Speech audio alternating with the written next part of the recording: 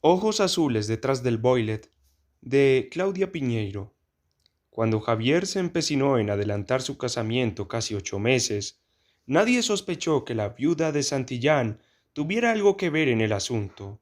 Martina, más allá del apurón con el vestido, la fiesta, el tocado y demás detalles nupciales, se sintió halagada. La madre de Javier, que apenas empezaba a hacer el duelo por el futuro casamiento de su único hijo varón, se declaró ofendida y sólo volvió a hablarle el día de la boda. No faltó en el barrio quien asegurara que el motivo sería más que evidente en 9 meses. Se equivocaban los unos y los otros. Javier quería mudarse cuanto antes para no ver más a la viuda, y necesitaba una buena excusa, una tan buena como su boda. La viuda de Santillán había vivido siempre frente a la casa donde Javier había nacido, en diagonal, al lado de la tintorería, una casa pegada a la vereda, con una pesada puerta de madera cuyos cerrajes de bronce alguna vez habían brillado, y dos ventanas a la calle. Una de las ventanas, la del dormitorio, tenía siempre la persiana baja. La otra, la del comedor, estaba apenas cubierta con una cortina de voilet, detrás de la cual la viuda se sentaba todas las tardes a mirar pasar a la gente del barrio. En sus épocas más sociables, ella sujetaba la cortina a un costado, con una agarradera con festón y borlas dorados, y miraba sin tamiz a través de la ventana. Otras veces apenas dejaba adivinar su presencia detrás del boilet. Se la viera o no, siempre estaba allí, bordando en caña mazo o tejiendo crochet. Decían que no había lugar de la casa donde no hubiera una carpeta bordada o tejida. Salía solo una vez por semana, los jueves, a hacer las compras al mercado, muy temprano, apenas abría, y no volvía a aparecer hasta el jueves siguiente. Hacía años que ya no barría la vereda, desde la vez que la tiraron al suelo para robarle una cadena de oro. En el barrio la conocían todos, pero nadie la quería. Vivía sola, era una viuda sin hijos. No la visitaban, ni siquiera para las fiestas. Con la madre de Javier habían discutido hacía más de 10 años, y desde entonces se retiraron el saludo. Sin llegar a esos extremos, en algún momento, por algún motivo, grande o pequeño, todos habían tenido un entredicho con ella. Pero más allá de su carácter poco amistoso, y aunque nadie lo decía en voz alta, el verdadero motivo de tanta antipatía hacia ella era que la viuda, cuando todavía no lo era, había tenido un amante, y no cualquier amante, el dueño de la ferretería y presidente de la junta de vecinos, un hombre también casado, pero con hijos, que después del escándalo se terminó mudando, unos días después de que su mujer, en medio de un ataque de nervios, le tirara a la calle el contenido íntegro de los cajones de clavos, tuercas, tornillos y artículos varios de la ferretería. En el barrio decían que los que se tendrían que haber mudado eran los Santillán. Algunos creen que fue su marido el que no quiso, otros que ella. Nadie sabe. Después de la del ferretero no se le conoció ninguna otra infidelidad, pero esa fue más que suficiente para que el resto la aislara. Se notaba que la viuda de Santillán había sido una linda mujer, aunque con los años su cara llena de arrugas profundas y gestos duros había hecho que sus ojos azules, lejos de agradar, dieran miedo, como si acercarse a ellos fuera acercarse a un abismo, como si esos ojos pudieran atrapar para siempre a quien fisgoneara en ellos. Eso era lo que sentía Javier cuando la miraba. No desde siempre.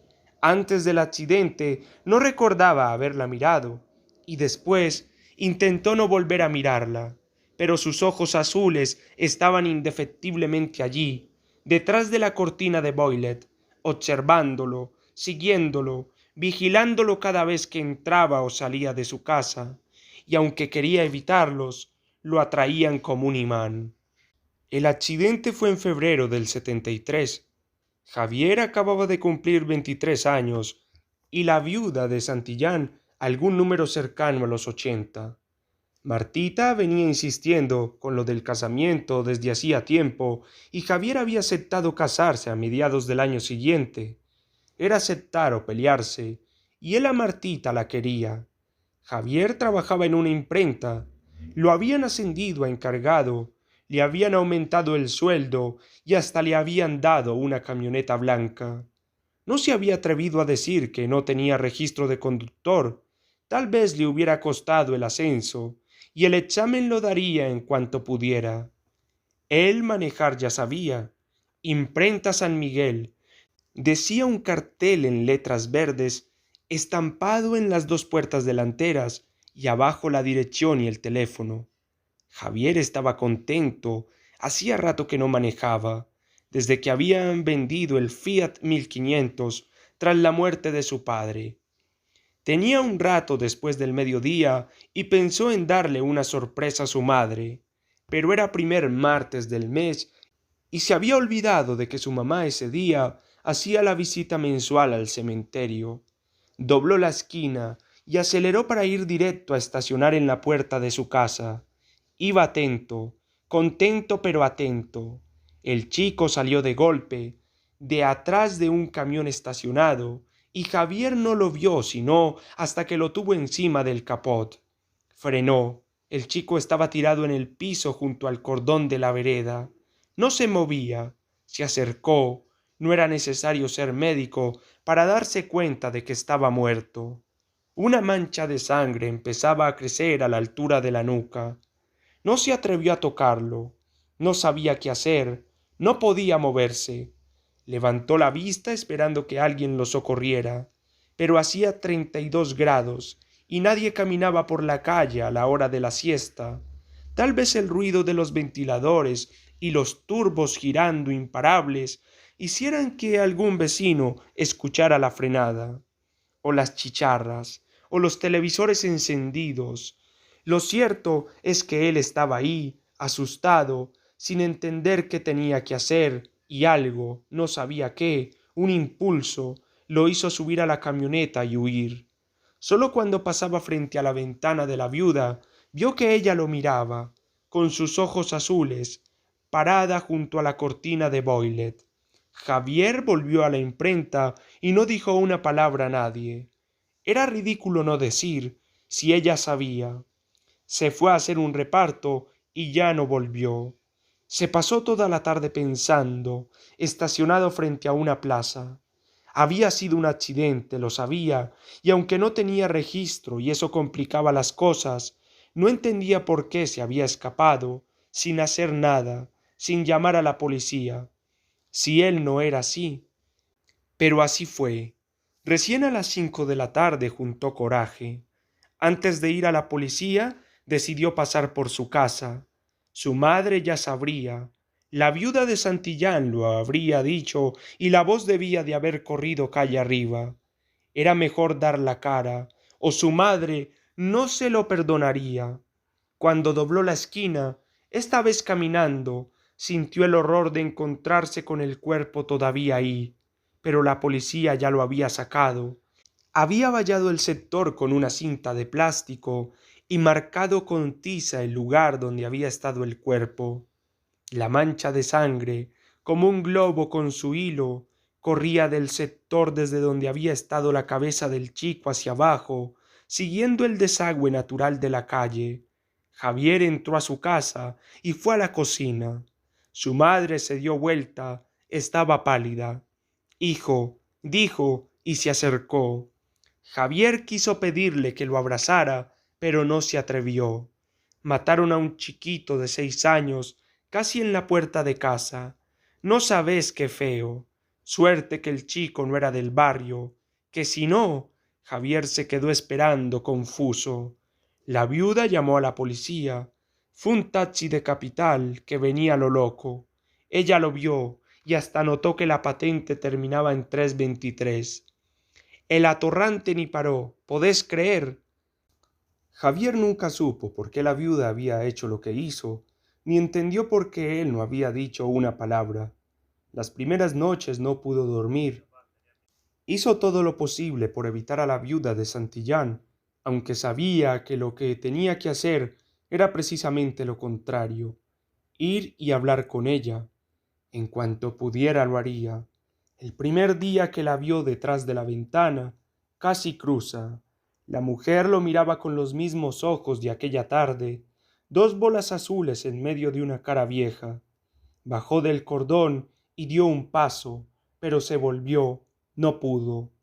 Entonces ella levantó apenas su mano y lo saludó. Javier le devolvió el mismo saludo y siguió. Lo saludó cada mañana cuando salía al trabajo y cada tarde cuando regresaba. Javier nunca antes había notado que ella estuviera allí cada vez que entraba o salía de la casa. Quizá no estaba, o quizás sí, pero no sabía por qué antes él no miraba, o no prestaba atención, o no se acordaba. Al tiempo la viuda empezó a salir a barrer la vereda todas las mañanas, a la hora en que Javier salía, y a tomar fresco en un banquito de junco, a la hora en que Javier regresaba. Nunca le dijo nada, solo lo miraba, y luego levantaba la mano y lo saludaba.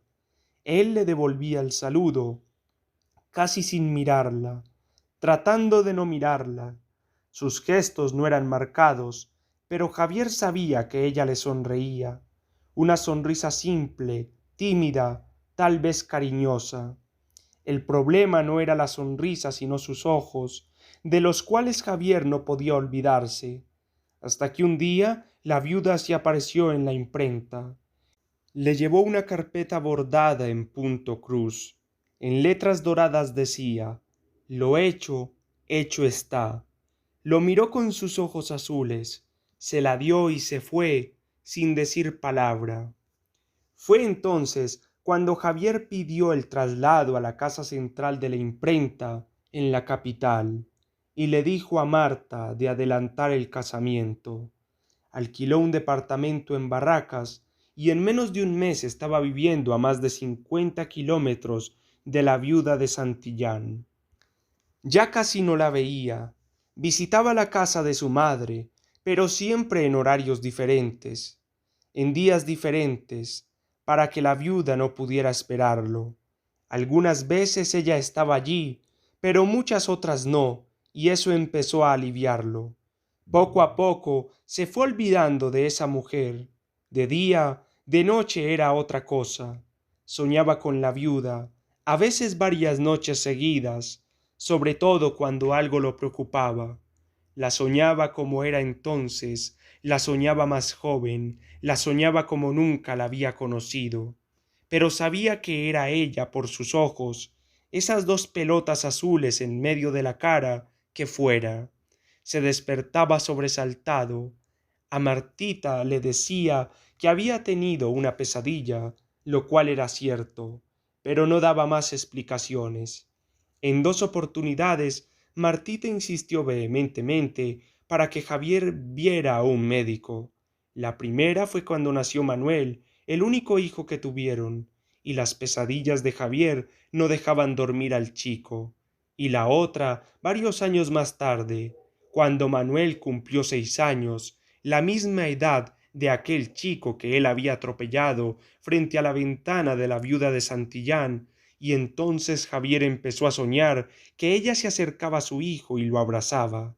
A pesar de la insistencia de su mujer, Javier nunca aceptó hacer una consulta con un especialista. Nadie mejor que él sabía por qué soñaba lo que soñaba. Para cuando Manuel cumplió 12 años, Javier apenas tenía pesadillas 2 o 3 veces al mes, y probablemente hubiera seguido soñándola así, o tal vez menos. Quizás hasta algún día hubiera dejado de soñarla, si no hubiera sido por ese sábado que fueron de visita a la casa de su madre. Él, como siempre, al bajar del auto la buscó de reojo en la ventana. La viuda no estaba allí. Entraron. Su madre los esperaba con la comida lista.